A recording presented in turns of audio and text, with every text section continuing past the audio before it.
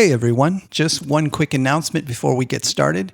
Our annual Life Visioning Workshop is happening on January 25th and 28th. This is a live online workshop and we've been doing this since 2017.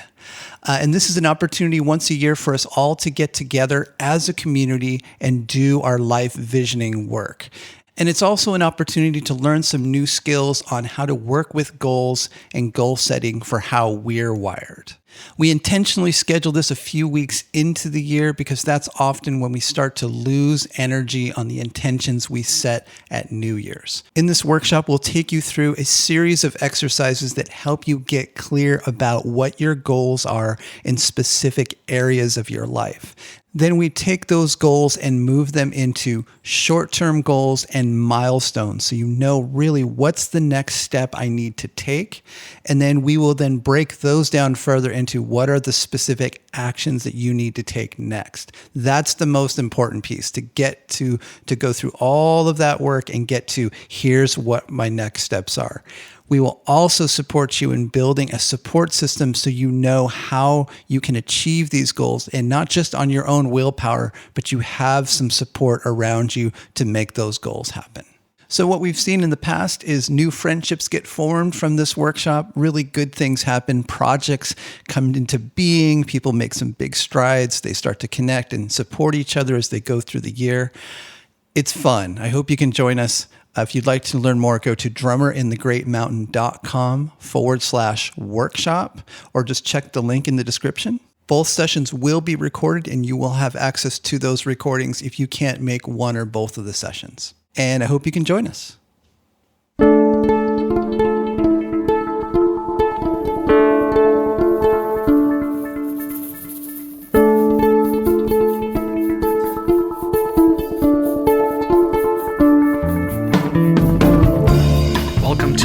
The Drummer and the Great Mountain, a podcast where we share effective tips and practices for working with adult ADD, ADHD in a natural, effective way without the use of medications. Each episode, join me, your host, Batman Saram, along with the author of The Drummer and the Great Mountain, Michael Joseph Ferguson. Join Michael and myself in an interactive discussion of sharing our stories as we journey together in transforming what can be the gift of being what we call hunter types. This podcast is intended to be your audio companion to the book written by Michael, who joins me each episode where we both will strive to foster dialogue, give you our personal insights, and share both of our experiences on this similar path that we are all on. Our intention and hope is that along with the book, this podcast gives you an additional perspective as you listen to us delve deeper into each chapter of the book to give you even more tools to go along with what it is that you are reading. Visit us at drummerinthegreatmountain.com to purchase the book and look for more tools, tips, and updates, as well as giving us feedback on this podcast. Join our growing global community of creative types, entrepreneurs, and out-of-the-box thinkers on our shared journey. Welcome to The Drummer and the Great Mountain podcast.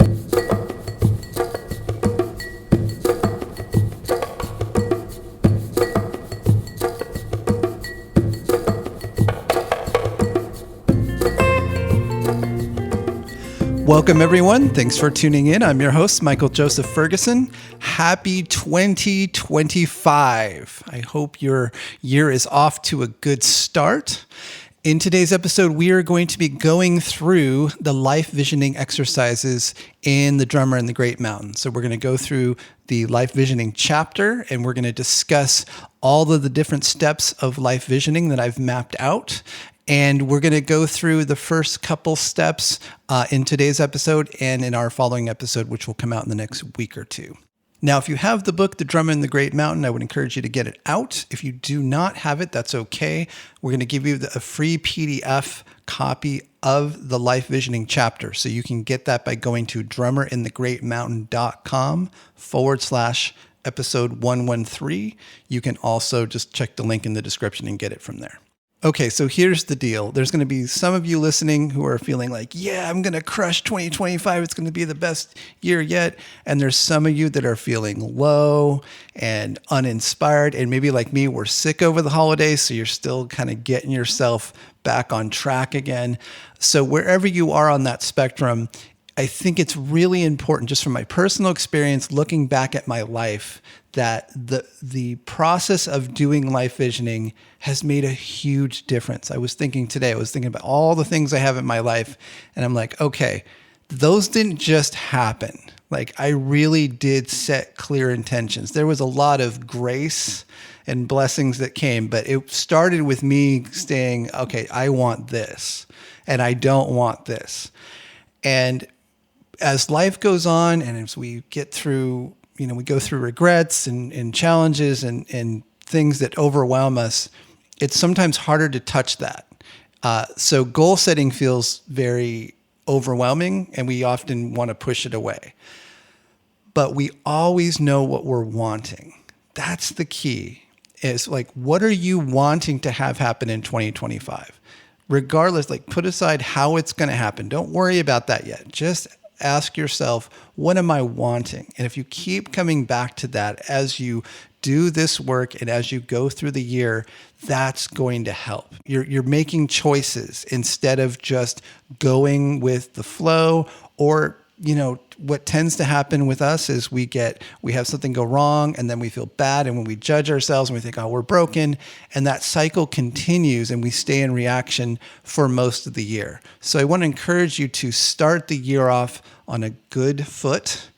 And it is arbitrary. Like, what we say is the beginning of the year. Some people would say it's solstice. Other people would say it starts in spring. Different cultures mark the year differently. In Western culture, we draw the line in the sand at January 1st.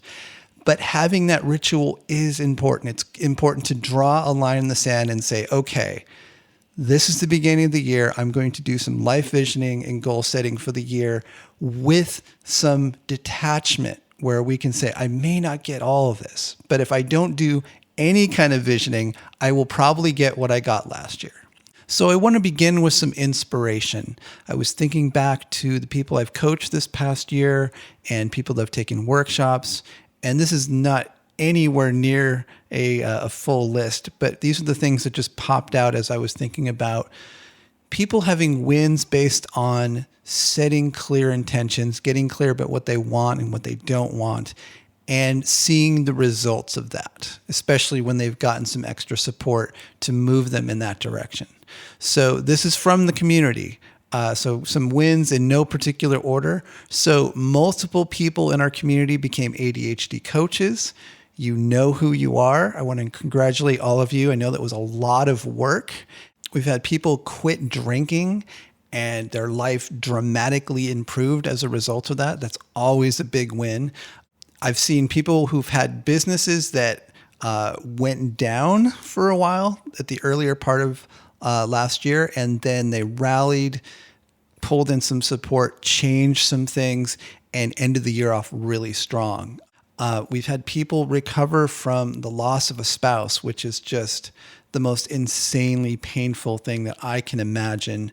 And to see their life start to come back and new energy comes through and their inspiration comes back is always an inspiration to see that, just because of how gut-wrenching and how destabilizing that is. Had another client make huge strides in recognizing their depression and anxiety came from not setting boundaries and having unrealistic expectations of themselves and their nervous system, and make changes in their life as a result of that insight, making the changes and having the mood and the energy come back as a result of that. Multiple people have reported that they exercised every day for 1 week and found a huge improvement in their well-being and their ability to focus. Something I talk about all the time, but it's always great when someone goes, I can't believe it actually worked. I'd had another client do a screening of a film they made a few years back to their friends, and it went great, and they were so happy to see. They were just blown away on how the film was, and they got some new energy into their creative life again. Love seeing that. That was a great win. Another one was a parent, after seeing their children really struggling, decided to move their kids into another school that had a lot more support, and it just went great. The kids are now thriving.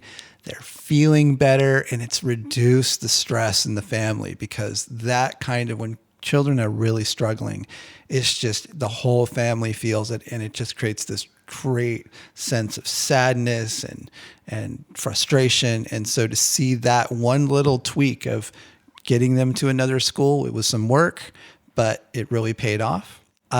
Multiple clients got their finances in order, created a spreadsheet, brought in a bookkeeper to work with. A couple solopreneurs, entrepreneurs that decided they needed some kind of structure, and so supported them in getting in a person that they can meet with at the beginning of the week and the end of the week to talk through how they needed the week to go and what were their goals, and help with some correspondence. At the end of the week, check in to see how did it go and make the plans for the upcoming week. That's something that I work with a lot of people on. And seeing that reduce the stress, expand their capacity, and just have another person that they really enjoy working with. Big win on that front. Creative projects completed, screenplays written, roles in films, on and on. There was a lot of wins from last year. So that's what's happening in the community. And that comes as a result of starting with the life visioning work. Okay, so let's get into it. So if you have the book, The Drummer and the Great Mountain, you might want to grab that. If you need to get the PDF, then you can go to drummerandthegreatmountain.com/episode 113, all lowercase, or check the link in the description. Grab that, hit pause, and then come back and we'll go through it. So the life visioning chapter is chapter 6 in Drummer and the Great Mountain. So you can open that up.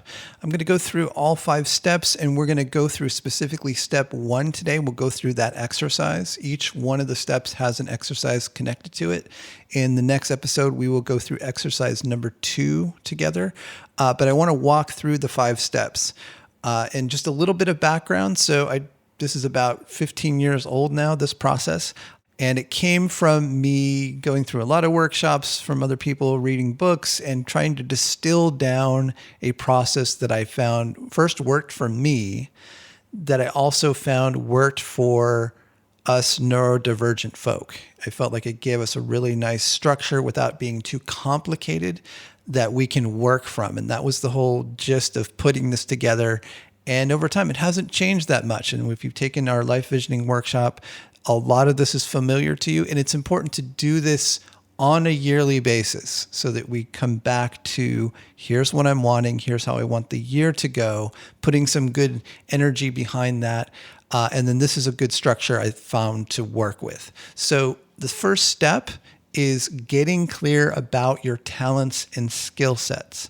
And that primarily has to do with you tuning into, what am I good at? And many of you are like, I've already done this and I already know what that is. But often we forget, and we find ourselves in a life where we're not using those talents very well because we're not making those a priority, or we've allowed life to turn into something where we're doing a bunch of tasky stuff and there's no room left for the things that we're actually good at. And that's often going to lead to overwhelm and sadness and frustration. So it's important to revisit this once a year. Step 2 is mining your daydreaming for clues. And this is really about getting into your subconscious and to see, like, okay, what's bubbling up? Because your subconscious is going to be telling you through daydreaming and through things like, God, I wish if I could just do that. Those kinds of things are going to connect you into what needs are not getting met, and also a potential direction to move in. I find our subconscious is extremely powerful, and we give it so little time. So, we connect to it through journaling, through doing the exercises like we'll talk about in our next session. That when we do that, when we connect in with our subconscious, we're more in alignment. And it's easy to get out of alignment with ourselves when we're not doing this deeper work. At least you don't have to do it all the time, but taking time out to go, okay, what's really going on? And dropping in a little bit to here's what I've been daydreaming about. Here's what my subconscious, this is what's bubbling up. And to put that into the pot to stir as you're making your plans for the year. Step 3 is creating long-term goals in specific areas of your life. And there's some specific life categories that I really like. And originally I got this from Sonia Choquette's book, Your Heart's Desire. Fantastic book. Can't recommend it enough, but this is one of the gems that I got from that book, is having these specific categories to work with. And these are categories that I've then taken and changed and adjusted a little bit. So those categories are health, work, relationships, creative expression, finances, service, that's volunteering, things like that, spirituality and mindfulness, home, travel and adventure, possessions. That's just stuff, buying stuff, selling stuff, getting rid of stuff. Those are the general categories that I really like to work with. If you've taken our workshops, you know we work with those a lot because they give us some kind of structure to the messiness of life. Most things fall into those categories. So that's step 3. Step 4 is going from long-term goals to short-term goals, where we're like, okay, here's how I want the year to go. And maybe I want to think 5 years out, which is what I mentioned in the book. But then we bring it down and go, okay, what's the shorter goal? What's the thing that feels a little bit more in reach? And then step 5 is going from short-term goals to doable actions.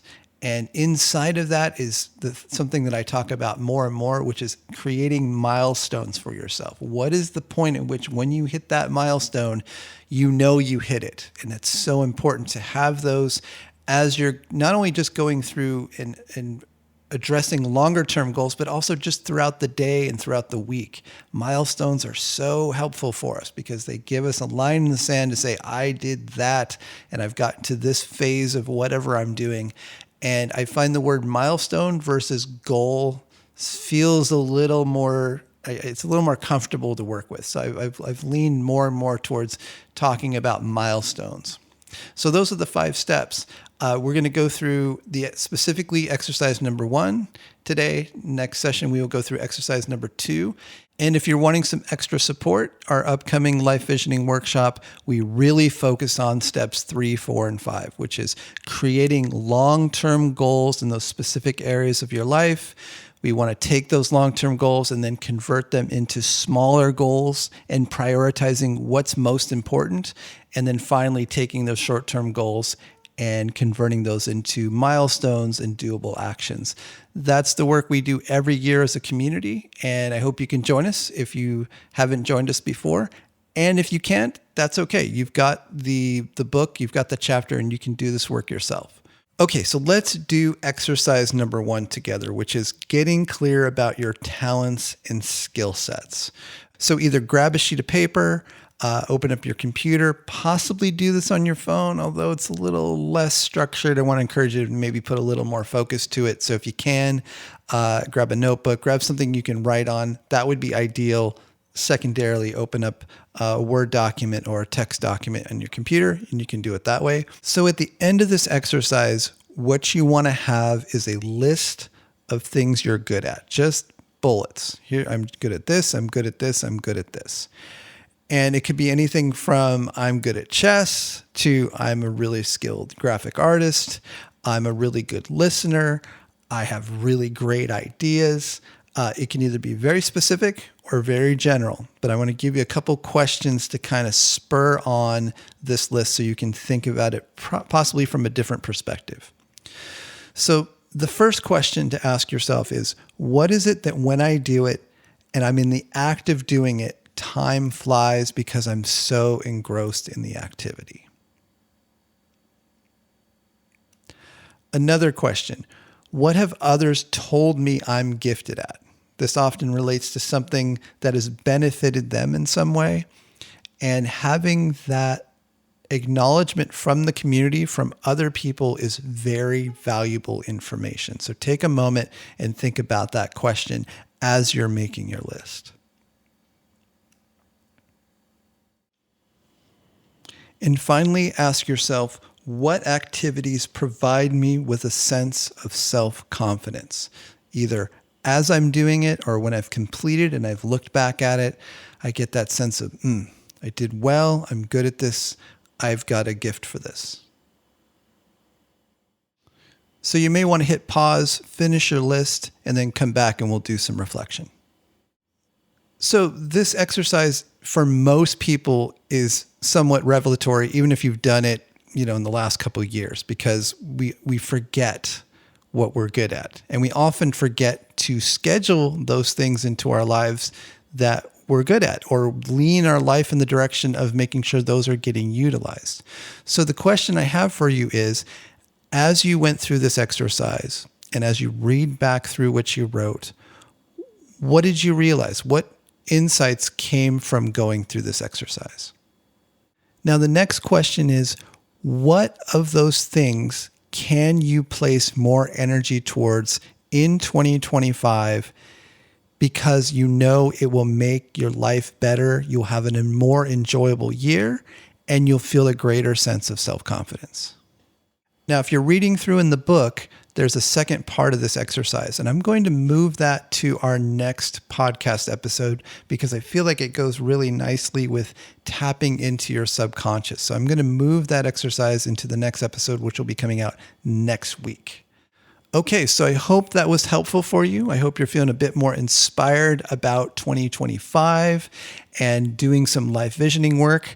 If you would like to join us and join the community in doing this life visioning work together, specifically really getting into your longer term goals, your shorter term goals, and fleshing those out so that you have some clear action items, you have a map going into 2025, we will be doing our life visioning workshop on January 25th and 28th.